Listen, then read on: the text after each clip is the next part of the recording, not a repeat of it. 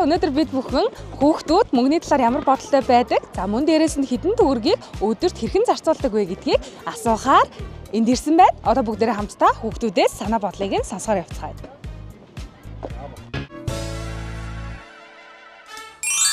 Өдөрт нэг 2-5 мянгаыг зарцуулдаг. Манай ээж л үгтэй юм да. Мөнгийг ер нь бол идэх зүйл одоо фришкийн зарцуулдаг. Тэгээд мөнгөний талаар бол тэгээд цуглуулах гэж боддог. Нөө ирээдүйд бас илүү хэрэгтэй байх хөрөнгө оруулалт тэгээд нэг өдөрт нэг 6,000 лавцаа өрддөг гэдэг ашигладаг.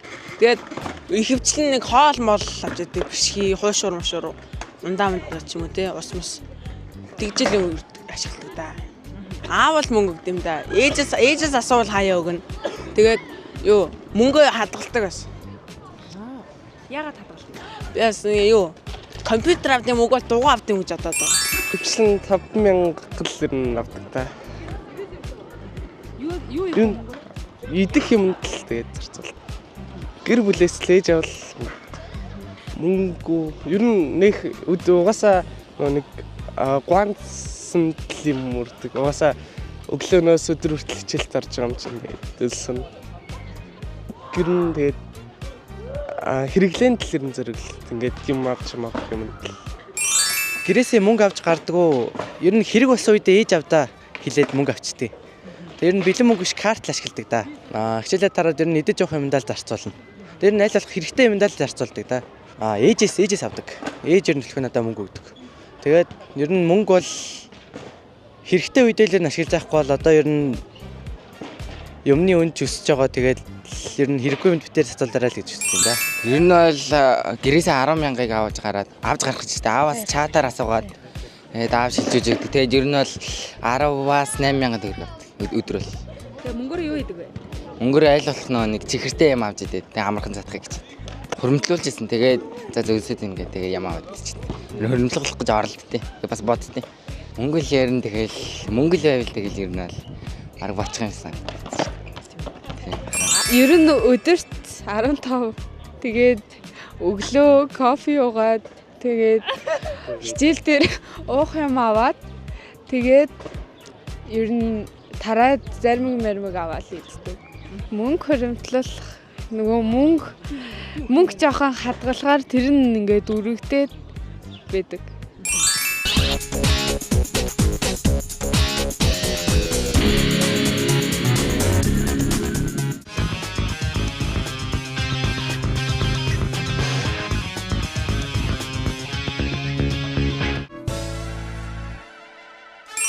За би ер нь өглөө ер нь ээжээсээ нэг 10-аас 15 мянгаас авдаг юм аа. Тэгээ 10 мянгараа тэгэл ер нь өсөөлөөс хоол авч идэнэ. Тэгээд ер нь гоё бас хайдаа бас гоё мэдмэр санагдах юм аа хөө. Тэгээ тийм ер нь хоолнд л үр дэмдөө. Хөрөмтлүүлэхийг бол хүсдэг. Даанч болдгүй юм. Тий ер нь залжгүй л өрчиж юм. Тэгтээ бол хөрөмтлүүлэхийг бол хүсдэг. Би бол өглөө мөнгө авдаг. Би зүгээр мөнгө хэрэгтэй болсон үедээ залхал авчихдээ шүү дээ.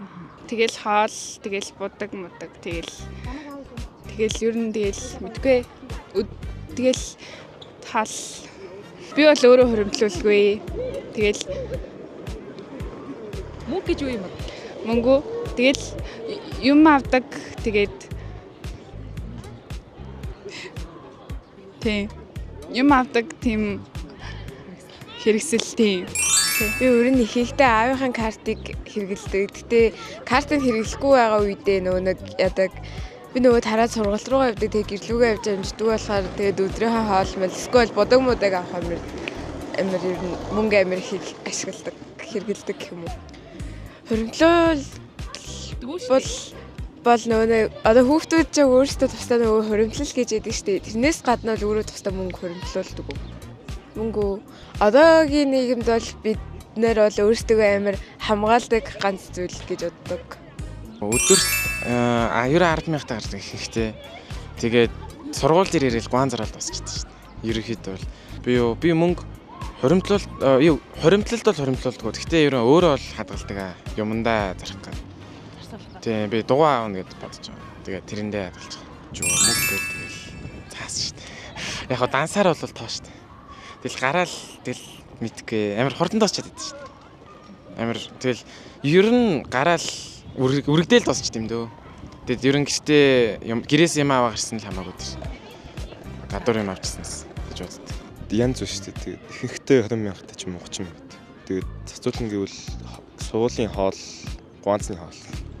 Ер нь дансан төлөвлөлөн гэвэл эсвэл хаяа тэгээд нөгөө гадаад валютын мөнгө болгоод тэгээд бэлэн хадгалдаг тохиолдол байна. Чухал зүйл нь гэвэл тэгээд энэ ирээдүйд болзошгүй эслээс үдгээ хамгаалж байгаа л гэж боддоо шүү дээ. Тэгээд янз бүрийн гарангууд тэгээд эсвэл тэгээд өөрийнхөө тустай юмыг одоо золиод тавьж байгаад мөнгө хөдлөх юм гэдэг.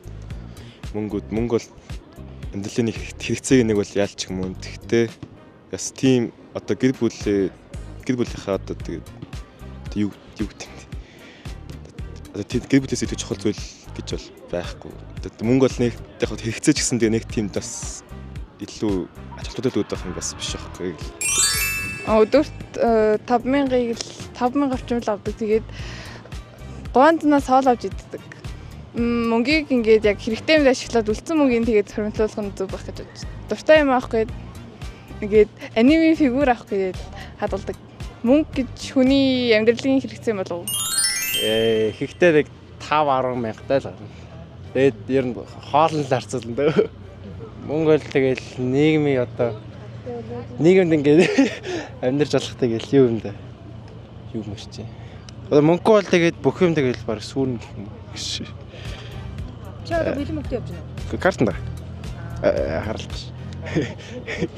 Би 5,000 төгрөг авч гардаг. Давтлагын цаадаг болохоор хоол аваад тэгээд зарим авдаг.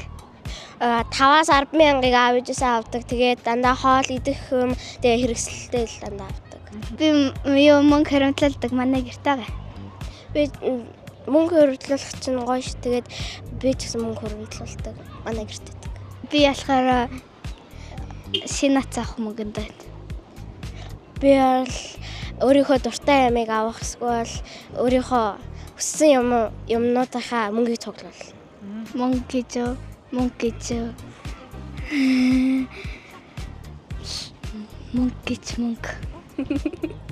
Мөнгө гэдэг нь өөрийн хүч чадлаараа олдог.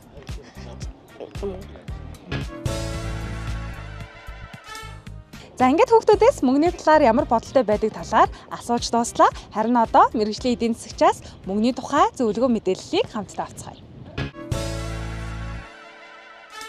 За ингээд хүүхдүүдэд та нарыгаа эдийн засагч хонгор цуглагчтай уулзуулж байна. Таны энэ өдрийн мэнд хүргэе.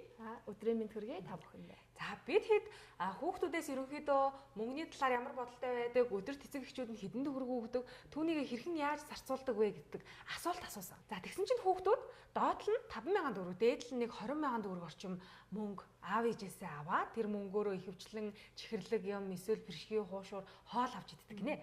Тэгээд хүүхдүүдийн хувьд бол мөнгө гэдэг бол зүгээр л хэрэглээ, зарим нь ерөөсөө үн цэнэгүй болцсон, зарим нь хүч хөдөлмөрөөрөө олж авдаг зүйл гэж боддсон байна. Тэгээд зарим хүүхдүүдийн хувьд бол их хуримтлал их үүсгдэг. Зарим нь болохоор нэг хуримтлуулах талаар боддоггүй. Зарим нь бүр хуримтлуулъя гэж боддог ч ер нь хуримтлуулах мөнгө байхгүй учраас хуримтлуулдаггүй ч гэдэм үү. Ийм байдлаар хариулсан байхгүй. Тэгэхээр та биднэрт нэг яг энэ асуултуудын дээр толгуурлаад хариулт өгөөч. За, ялцчгүй мөнгө маань бид бүхний нөгөө амьдралд төлбөрийн хэрэгсэл болж явж байдаг. За, ер нь бол Кембрижийн эрдэмтдийн судалгаагаар хүүхэд 7 наснаас хойш мөнгө гэдэг ойлголтыг бүрэн ойлгоцсон, мөнгөтэй харьцах бүрэн чадвартай болсон гэж үздэг юм байна судалгааны дүнгээр. Тэгэхээр ер нь бол 7 гэдэг чинь ер нь сургуульд ороод тэ 2 дугаар ангиас эхлээд л гэсэн үг шүү дээ. Хүүхдүүд маань мөнгөтэй харьцах бүрэн чадвараа ерөнхийдөө сууж эхэлдэг гэсэн. Энэ үед нь эцэг эх маань хүүхдтэй мэдээж тодорхой хэмжээнд өдөрт хэрэглэх ёстой мөнгийг нь нас насныхаа онцлог тохируулаад өгдөг байж болно. Тэрийг бол буруутгахгүй. Тэгтээ гол нь өгсөн тэр мөнгөө эргээд хүүхдтэй ярилцдаг байх хэрэгтэй гэсэн. За миний хүү чи одоо өнөөдөр те 5,000 ч юм уу 10,000 төгрөгтэй явсан. За чи юу авч идсэн бэ? За хоёулаа энэ нөгөө авсан худалдан авалтыг ярилцъя. Үнэхээр энэ чамд хэрэгтэй худалдан авалт байсан уу? Эндээсээ чи илүүгийг хадгалж болох байсан уу? Өнөөдөр чамд хэдэн төгрөг үлдсэн бэ гэдэг ч юм уу ярилцлагыг хийж өгнө гэсэн. Ингээд ярилцаад ахаар хүүхэд нэрээ дараа нь худалдан авалт хийхдээ энэ зүйл надад хэрэгтэй билүү? Эсвэл дараа нь надад нэг авахыг хүсэж байгаа нэг том төлөвлөсөн зүйл те тоглоом ч юм уу ямар нэгэн зүйл байж идэг. Тэрнийг авахын тулд би хоригдлуулж болох билүү гэдэг нэг бодол дараачуудаа хүүхдэд төрнө гэсэн. Тэр сэтлийг нь өгөхийн тулд заавал эцэг эхчүүд маань өөрсдөө хүүхдтэйг ярилцах нь хамгийн чухал гэсэн. Ингээд ярилцаад тухайн хүүхд маань хоригдлуулж болдгийм байна. 10,000 төгрөгөөс ядаж 1,000-ыг ч гэсэн би аваад үлдчихье. Ингээд те нэг сар тухайн хүүхд маань 30,000 таа болно. Тэ жилдээ хэдэн төгрөгтэй болох уу? Тэр боломжуудыг нь нүдэнд нь яг ингэж тэ харагдахуйц тооцооллыг нь хийж өгөөд ч юм уу. Ингээд чи энэ мөнгөө скубол ингээд төрөвчнтэйгээ хадгалж болно. Магадгүй хадгаламжинд илүү өнгөнүүдээ хийж болно. Дараа нь ийм өгөөж хүртдгийн шүү гэдэг тооцоог нь нүдэнд нь харуулчих юм бол хүүхдүүд маань нэрээ болох юм байна гэдэг ойлголтыг авна гэсэн. Бид нар яг ийм санхүүгийн бодлогосрлыг хүүхдтэй өгөөгүйгээс үүдэлтэйгээр одоо ингээд маш олон залуучуудтэй цалингаас цалингийн оронд амьдарч байна гэдэг ч юм уу. Гинти ямар нэгэн эрсдэл тулгархаар санхүү шийдэх ийм боломж байхгүй байна гэдэг зүйл тулгардаг. Тэгэхээр хүүхдтэй өдөрт авч байгаа чи 10,000-аас 2,000 ч юм уу ингээд хадгалж чаа.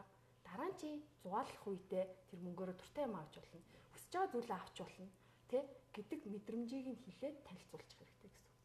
Эцэг эхчүүдийн гол алдаа нь ярилцахгүй мөнгө өгөө явуулцдаг. Хүүхд маань ямар ч нэг юм хэрэглээд идэж уугаад өсөөгүй ирсэн. Тэгээ болчлоо. Маргааш би өгөх ёстой мөнгө өгнө гэж явчихдаг.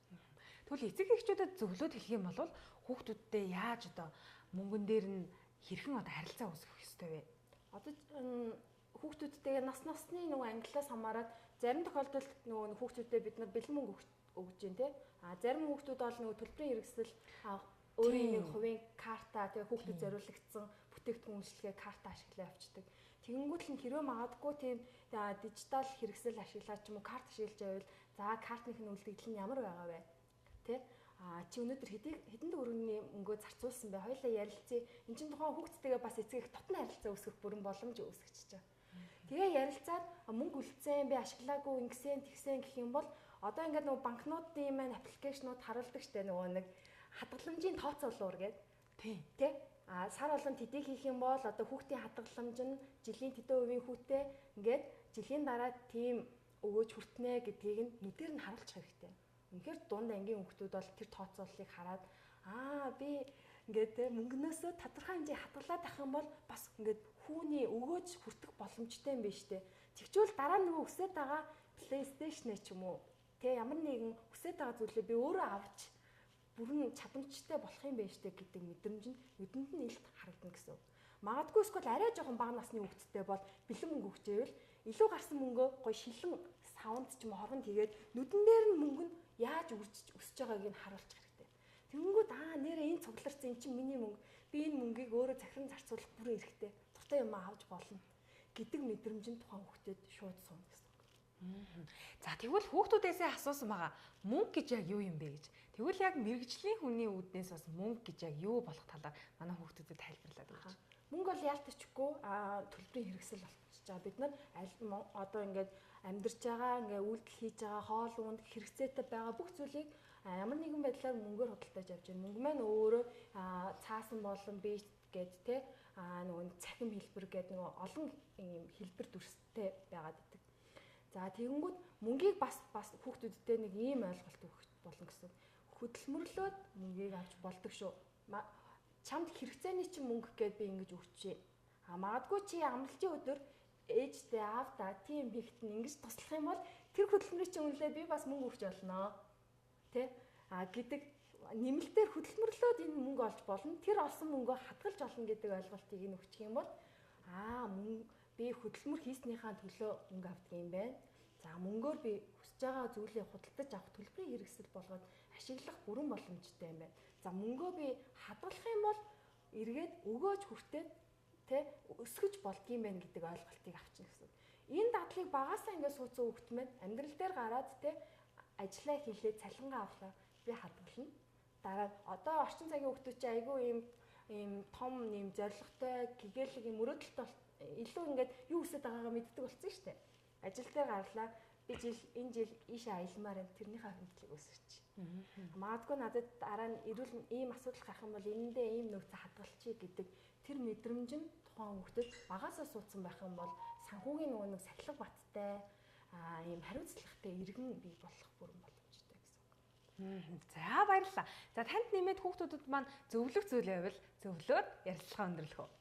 Хүүхдүүдтэй зөвлөж хэлэхэд за тухайн ашиглаж байгаа мөнгөөгөө үнэхээр энэ надад хэрэгтэй юу гэдэг үүднээс нь бас бодож сурах хэрэгтэй. Тэгчих юм бол бид нар эрүүл мэндэд ч хэрэгтэй хөрөнгө оруулалтыг хий чинь магадгүй хадгалаад үнэхээр хүссэн зүйлээ авч боломжтой шүү гэдгийг ойлгож сурах хэрэгтэй. Тэгээд эцэг эхтэйгээ нээлттэй яриад те. За би тэгвэл бас ийм зүйлийг хийгээд та надад энэн дээр мань ийм хөрөнгө оруулалт хийгээч гэдэг ийм саналыг хүртэл хүүхдүүд маань нөгөө нэг санаа зовх зүйлгүйгээр эцэг эхтэй ярилцаад тавиад чөлөөтэй харилцаа сурчих юм бол ирээдүйд энэ нь өөрөө бас нэг бизнес сэтгэлгээг нь хөгжүүлэхэд нь маш тус төхөн байдаг юм шүү гэж хэлмээр байна. За баярлалаа. Үнэхээр үнэтэй зөвлөгөө өглөө. Хүүхдүүд маань хонгор зүйл эдийн засагч байгаа хэлсэн үгийг бас өөрсдөө тусгаж аваад гэр бүлдээ ч гэсэн энэ мэдээллийг дамжуулаад найзуудтайгаа ч гэсэн ярилцаад нэг үзээрэй гэж бодож байна. Ингээд өнөөдрийнхөө нэвтрүүлгийг энэ түрээд өндөрлөж байна. Баярлалаа хүүхдүүдээ.